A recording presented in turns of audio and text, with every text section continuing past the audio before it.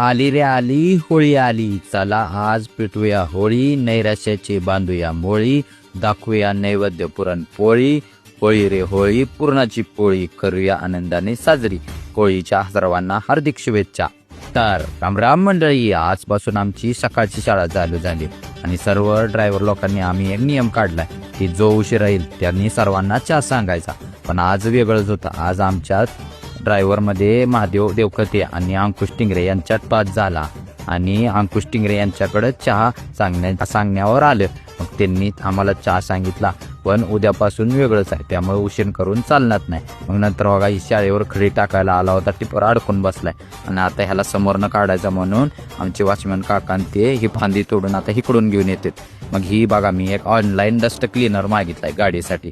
ह्याच्यानं जर गाडी साफ केली ना, सगळी धूळ वगैरे सगळी गाडीवरची निघून जाते आणि स्क्रॅचेस पण पडत नाही.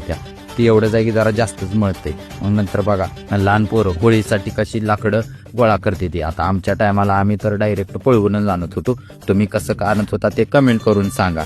आणि बघा कचेरीतलं काम आज झालं बरं का, एक नंबर लगेच झालं. अमोलची गाडी घेतल्याचा परिणाम झाला का काय माहीत. मग नंतर नवले पाहुणे दुकानात मोबाईल घेऊन आलते, त्यांचा मोबाईल जरा जास्तच खराब झाला, स्क्रीन वगैरे सगळी फुटली होती. म्हणलं आता हे मोबाईल एकच जण आपल्याला दुरुस्त करू शकतो, आपला रोहन गाडी घ्या. मग त्याच्याकडे नेऊन दिला, तो म्हणला देतो. मग रात्री संध्याकाळी आम्ही पण होळी साजरी केली.